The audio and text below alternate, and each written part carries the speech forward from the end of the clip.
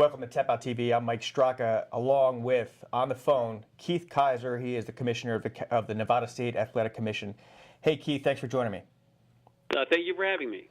All right, so you obviously know what happened with Nate Marquardt today, and it's sort of reminiscent to what happened with Chael Sonnen last year. You know, everybody says they've disclosed it. They're trying to do the right thing when it comes to testosterone replacement therapy. But, you know, from your perspective, what is going on with these athletes, and who are these doctors that are recommending this TRT, and how can we educate both the fighters and the viewers as to what's going on?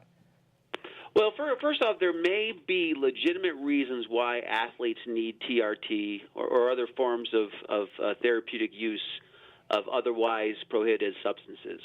And because of that, that's why there's procedures in place, be it at the Olympic level, be it at the state commission level, be it in private leagues, that they have this. It's very important. You don't want an athlete to have to choose between getting better, getting well, and competing. If, in fact, he could do both without putting either himself at unfair risk or putting his opponent at unfair advantage. Got it. Now, with Nate Marquardt's issue, and I don't know if you know the full story, but I don't know much about that case. I can only talk generally. Right. Well, essentially, he disclosed to Pennsylvania that he was on TRT.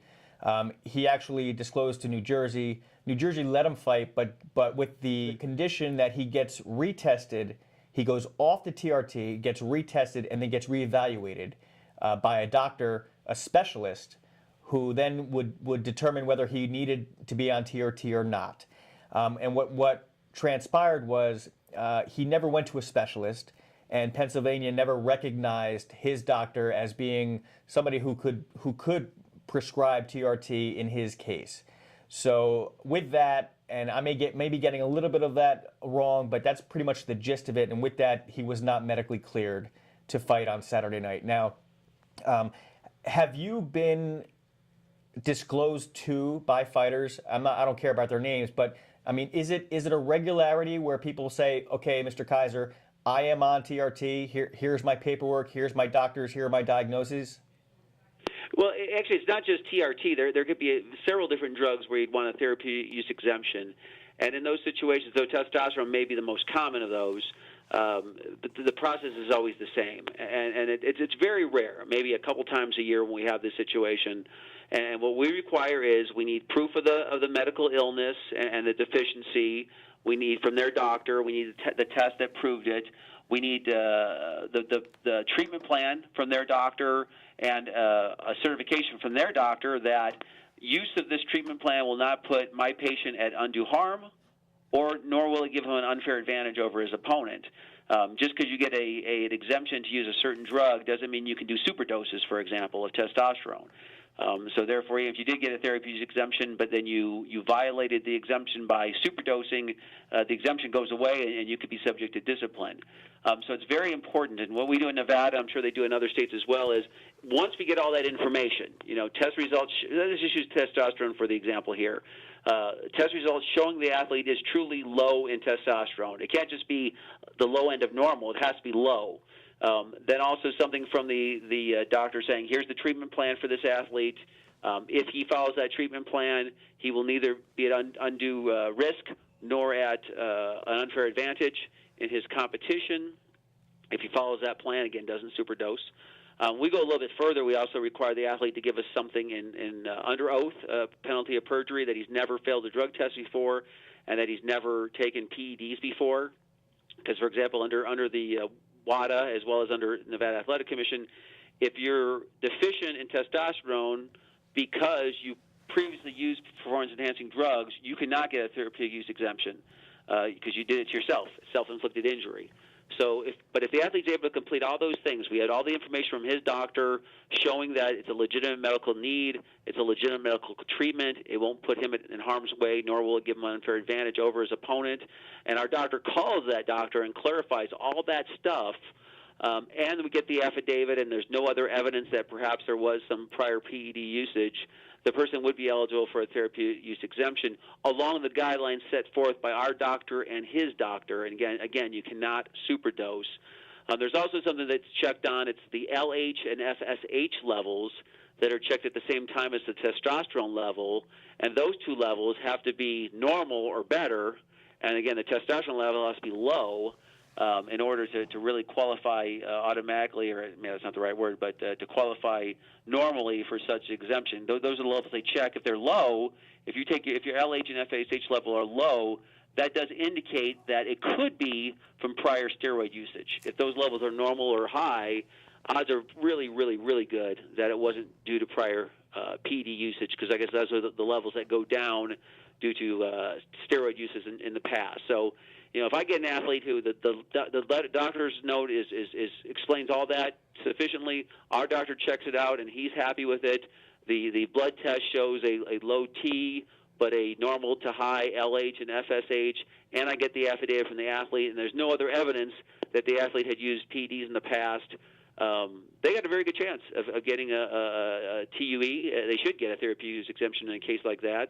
And again, they don't have the choice. They don't have to choose between leading a healthy life and leading a life as a professional athlete, nor should they. On the other hand, though, if they're not entitled to a therapeutic use exemption, they don't meet the burden, then they have two choices: either take the drugs and don't compete, or compete but don't take the drugs. But again, hopefully there's a situation in legitimate cases where the athlete can do both, because there's no harm, no foul. Now, I know that you're not a doctor, but I mean, does testosterone really give somebody an advantage over an opponent? Yeah, it could. It could. Depending on the usage of it, it definitely could. I see. And obviously there are cases where people, like as you just described, they do get exempt.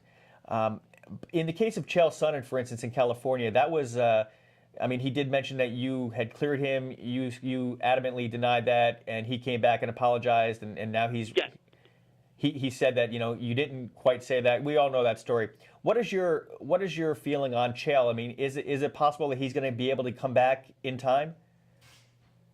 Chael, as far as I know, is still under suspension by the California Commission, I think, till tomorrow. What he does after that, I don't know. Right. Well, interesting. Very interesting. I mean, is there anything... I mean, I know UFC holds their fighter summits, Mr. Kizer, and they do a good job in teaching these guys what they can say to the media and how they should carry themselves outside of the octagon and Twittering and all of that stuff. And I'm quite certain they do these kinds of seminars where you talk about PEDs. But is there, with such a high-profile firing of one of the greatest fighters in that division, in the welterweight division, Nate Marquardt, do you think there's going to come a time where they're going to have to really educate these guys on PEDs and what they can and cannot do? And do they need to bring in somebody like you to help them out? I think the seminar they give, their fight seminar they give every year to all their athletes, I think they do a very good job of that already. And not to mention that, any pro athlete can easily get this information, or his trainer can, or his manager can, with about 10 minutes on the internet, if that much time. So it truly does lead to the cliche of ignorance is no excuse. I mean, there's a reason it's a cliche, because it's true. So I don't know if there's any additional burden you need to put on the promoter. But when you do see something like this, where the Pennsylvania Commission, the New Jersey Commission, and the UFC stood up in favor of a clean sport, it's a good day for everybody, except for those athletes who are trying to sneak one over on us all. So I have great praise to Nick Lumbo in New Jersey, Greg Serb and Pennsylvania, and Dana White and the UFC on how they handled this case. So that's good, and maybe it's a new day for the UFC on that. I know when they do the Ultimate Fighter TV show, the fighters who pass the tryouts on the skill level and experience level, they do drug test them, and if they fail that, they don't get on the show. So they've done a lot. They've done a lot in the past. Some people might say they've been inconsistent in that matter, but nonetheless, any little bit helps. And again, I give them great praise for how they handled the situation this weekend, as I do the New Jersey Athletic Control Board and the Pennsylvania State Athletic Commission. Well, before I let you go, we always talk very strict and very formal with you, but I always wanted to know: are you a fan of mixed martial arts? Do you enjoy watching the fights? And I know you can't be too much of a fan and root for fighters, but do you like the sport? Right. Yeah. When I moved to Las Vegas, MMA wasn't approved yet, but boxing was. In fact, the first thing I ever bought in Nevada was a boxing ticket to Greg Page versus Razor Ruddock. And then, of course, when we got involved with MMA, actually next month, or actually August, I should say, the end of August, will be 10 years since we approved MMA for competition in the state of Nevada, and it's been a great 10 years. Some great promoters, including the UFC, have done a great job over the years. Of course, Strikeforce has now moved all their challenger shows to Las Vegas.